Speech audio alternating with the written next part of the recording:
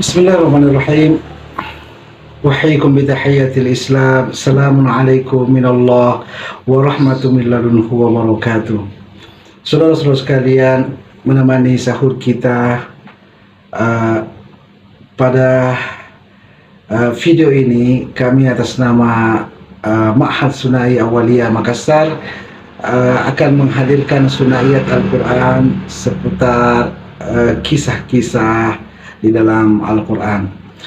Baik saudara-saudara sekalian, di dalam Al-Quran terdapat surah Al-Qasas.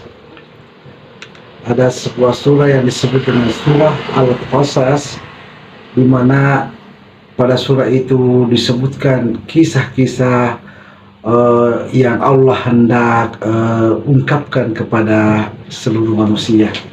Namun pada itu Allah Subhanahu wa Ta'ala menceritakan ahsanul qasas, tentang kisah terbaik, bukan pada Al-Qasas tapi pada surah Yusuf. Saudara-saudara sekalian, karena itulah Allah Subhanahu wa Ta'ala berkata, memerintahkan kepada Rasulullah, faqsusil qasas la'allahum yatafakkarun, kisahkanlah kisah-kisah itu agar mereka bisa berpikir tentang kandungan kisah yang Allah sampaikan. Dalam surah Yusuf juga Allah Subhanahu wa Ta'ala berfirman dalam ayat 248, laqad kana fi qasasihim ibratul liulil albab. Di dalam kisah-kisah mereka itu ada ibrah bagi orang-orang yang berfikir. Apa ibrah yang ada pada kisah-kisah Al-Quran?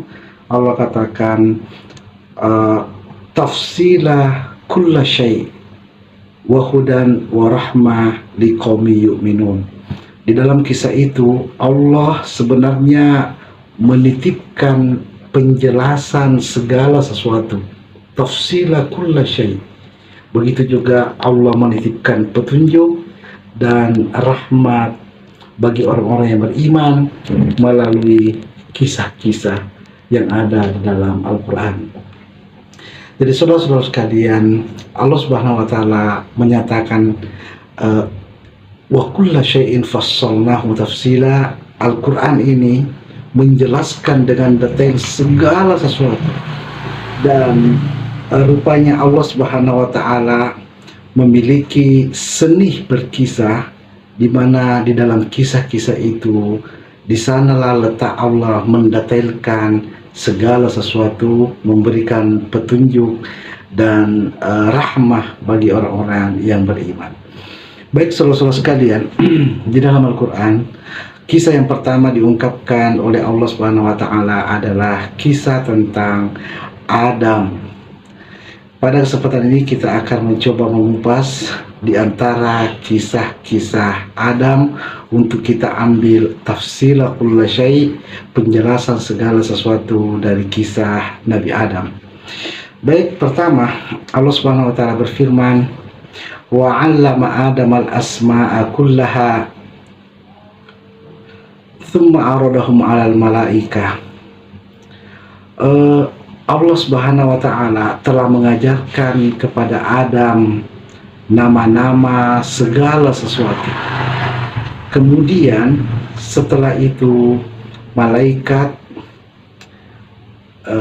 diperlihatkan sesuatu itu untuk coba diberikan juga penjelasan. Apa kata malaikat? Subhanaka la ilma lana illa ma 'allamtana innaka antal alimul hakim. Ya Allah, Maha Suci Engkau, kami tidak mengetahui kecuali apa yang Engkau ajarkan kepada kami. Dan Allah Subhanahu wa Ta'ala tidak mengajarkan semua hal kepada malaikat, akan tetapi kepada Nabi Adam Allah mengajarkan segala hal.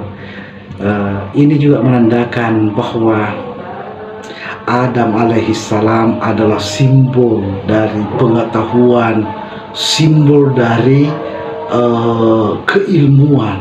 Karena itu di dalam Al-Quran banyak ayat-ayat tentang ya Bani Adam, hai anak cucu Adam, yang menggambarkan tentang orang-orang yang memiliki pengetahuan karena dinisbatkan kepada Nabi Adam. Jadi saudara-saudara sekalian, mungkin menjadi sesuatu yang indah ketika kita sering melantunkan doa Allahumma allimni kama 'allamta Adam. Ya Allah, ajarkanlah kepadaku sebagaimana Engkau mengajarkan kepada Adam. Wa fahimni, dan fahamkanlah kepadaku kama fahamta Sulaiman, sebagaimana Engkau memahamkan kepada Sulaiman. Saudara-saudara sekalian, jadi ini yang pertama, Allah Subhanahu wa taala mengisahkan Adam tentang sosok yang berpengetahuan. Wa 'allama Adam al-asma'a kullaha. Jadi Adam alaihissalam adalah gambaran manusia yang pertama yang Allah ciptakan dengan diberikan ilmu yang begitu luas tentang segala hal, sehingga dinisbahkan kepada orang-orang berpengetahuan sebagai anak cucu Adam. Baik, yang kedua, dari kisah Nabi Adam yang dikupas dalam Al-Quran, Allah Subhanahu wa taala menyebutkan wa iz qulna lil malaikati isjudu li Adam. Ketika kami berkata kepada para malaikat, berilah penghormatan kepada Adam. Jadi sujud dalam hal ini adalah penghormatan kepada Adam. Fasajadu, seluruh malaikat hormat kepada Adam, illa iblis aba wastakbara, kecuali iblis yang tidak mau menghormati Adam dan malah takabur terhadap Adam. Saudara-saudara sekalian, kisah ini Allah berikan suatu penggambaran bahwa ada semacam pergolakan yang terjadi antara materi dengan tokoh. Jadi ada pergolakan yang terjadi antara materi dengan tokoh, yakni Adam diciptakan dari materi, dari khalaqahu min turab, jadi diciptakan dari tanah, sedangkan iblis, jin, itu diciptakan dari api, panasnya api. Wal jan khalaqnahu min naris samum, jin itu kami ciptakan dari panasnya api. Jadi ada semacam pergolakan antara tokoh dengan materi yang Allah hendak titipkan dalam kisah Nabi Adam. Di dalam kisah tentang perintah bersujud kepada Adam, yakni perintah untuk menghormati materi, ya, materi yang Adam alaihissalam tercipta dari materi itu. Jadi sementara iblis atau jin tercipta dari tokoh. Saudara-saudara sekalian, Allah Subhanahu wa taala berfirman dalam Quran surah Al-A'raf, laqad khalaqnakum tsumma sawwarnakum tsumma qulna lil malaikati isjudu li adama fasajadu illa iblisa lam yakun minas sajidin. Jadi ketika malaikat ditanya, diperintahkan untuk menghormati Adam, mereka semua menghormati karena malaikat adalah ibarat makhluk yang memang tidak memiliki pilihan. Jadi la ya'sunallaha ma amarahum, mereka tidak akan melanggar apa yang diperintahkan oleh Allah, wa yaf'aluna ma yu'marun, dan mereka pasti melakukan apa yang diperintahkan. Adapun dalam hal ini iblis adalah sebagaimana manusia juga, dia memiliki pilihan di dalam berbuat. Dia adalah makhluk tokoh yang memiliki pilihan dalam berbuat, sehingga mereka tidak mau menghormati Adam. Di dalam Quran surah Isra, hal yang sama disebutkan, ayat malaikati usjudu li Adam fasajadu illa iblis. Jadi qala asjudu liman khalaqtu tina, Jadi iblis berkata dengan terang, apakah saya akan menghormati dari sesuatu yang engkau ciptakan dari tanah? Jadi kenapa iblis tidak menghormati Adam? Karena faktor penciptaan, unsur sumber penciptaan. Jadi Adam diciptakan dari tin, dari tanah, sementara jin diciptakan dari api.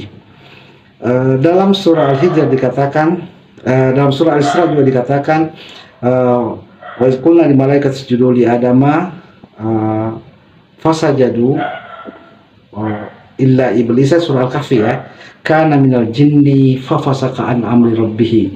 Jadi iblis itu adalah bangsa jin, bukan pembesar jin ya, tetapi bangsa jin. Fafasaka an amri rabbi, dia fasik dari perintah Tuhannya. Jadi iblis adalah merupakan makhluk dari tokoh yang bisa fasik juga dari perintah Allah. Adapun malaikat, malaikat juga tercipta dari tokoh nur, akan tetapi tidak memiliki potensi untuk fasik terhadap perintah Allah Subhanahu wa taala. Jadi saudara-saudara sekalian, kata fasaqah pada iblis itu Allah titipkan agar kita memahami perbedaan fasik dengan maksiat. Jadi kalau Adam, Allah menyebutnya wa asa Adamu rabbahu, Adam bermaksiat kepada Tuhannya. Sedangkan iblis, Allah katakan fafasaka an amri rabbih, iblis itu fasik. Jadi fasik itu ada pada perintah, ketika perintah dilanggar disebut dengan fasik. Kalau larangan yang dilanggar disebut dengan maksiat. Jadi isjudu adalah perintah kepada iblis, sementara la taqrabah hadhihi syajarah itu adalah larangan yang dilanggar oleh Adam sehingga disebut dengan maksiat. Jadi saudara-saudara sekalian, di dalam kisah-kisah Adam tampak sekali tafsilah kulli syai', ada penjelasan yang detail dalam segala hal. Jadi walaupun ayatnya kisah, tetapi ada begitu banyak pembelajaran yang kita bisa dapatkan dari kisah-kisah di Al-Quran. Baik, jadi itu yang kedua. Jadi yang diceritakan dalam Al-Quran tentang Adam, wa 'allama Adama, kemudian malaikat disuruh menghormati Adam karena Adam adalah merupakan materi yang Allah ciptakan. Jadi makhluk yang tercipta dari materi dan diajarkan oleh Allah ilmu. Kemudian yang ketiga yang diceritakan Allah Subhanahu wa taala tentang kisah Adam adalah pada ayat uskun anta wa zaujuka al-jannah. Tinggallah engkau dan istrimu ke dalam surga. Jadi Adam dan istrinya tinggal di dalam al-jannah. Jadi al-jannatul ardiyah, ada sebuah surga, suasana surga di bumi menjadi tempat tinggal Adam dan istrinya, yakni Hawa, yang disebut dengan Hawa. Jadi saudara-saudara sekalian, Allah Subhanahu wa taala menciptakan manusia untuk diberi surga. Jadi Adam diciptakan untuk diberikan surga di dunia. Jadi surga Adam itu bukan surga di langit, tapi surga yang ada di bumi. Kenapa? Karena segala nama-nama adanya di bumi. Ya, wa 'allama Adam al-asma'a kullaha, semua nama-nama itu ada di bumi. Nama tentang matahari, bulan, itu tidak ada di langit ya. Jadi matahari, bulan tidak ada di surga. La yarawna fiha syamsan wala zamharira. Di surga itu tidak ada matahari, tidak ada bulan. Jadi adapun tentang di dunia, jadi ada semua nama-nama matahari, bulan, an-nujum, bintang-bintang, al-buruj, kubusan bintang, at-tariq, as-samai, semua ada nama-nama, sampai nama-nama nyamuk, nama ad-dafali, nama katak, kemudian wal kummalakutu, semua ada di dalam dunia ini. Itu adalah nama-nama hewan-hewan atau bahkan bakteri-bakteri yang ada di dunia, tidak ada semua itu di surga kelak. Jadi hewan-hewan itu tidak ada di surga, bakteri-bakteri tidak ada di surga.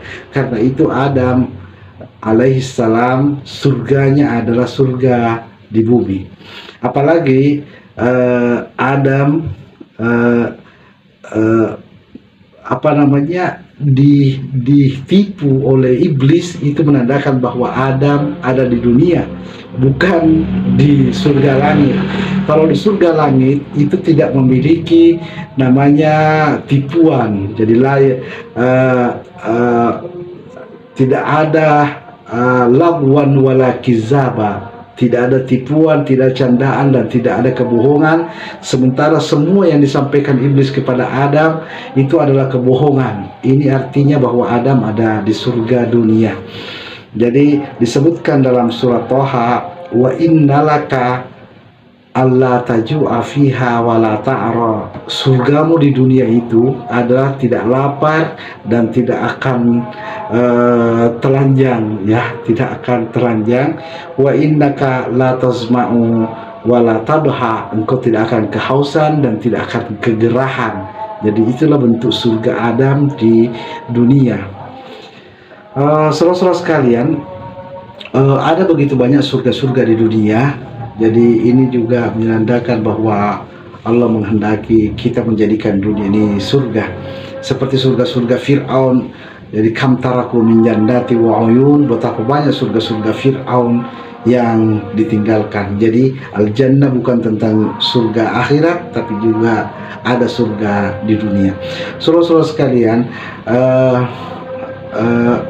karena waktu juga kita masih begitu banyak kisah yang disebutkan tentang Adam alaihissalam, yang di sana ada penjelasan-penjelasan detail yang harus menjadi pelajaran yang kita pikirkan. Insya Allah kita akan sambung pada video selanjutnya. Syukur lakum jami'a. Wassallallahu ala Muhammadin wassalamu ala mursalin walhamdulillahi rabbil alamin. Wassalamualaikum warahmatullahi wabarakatuh.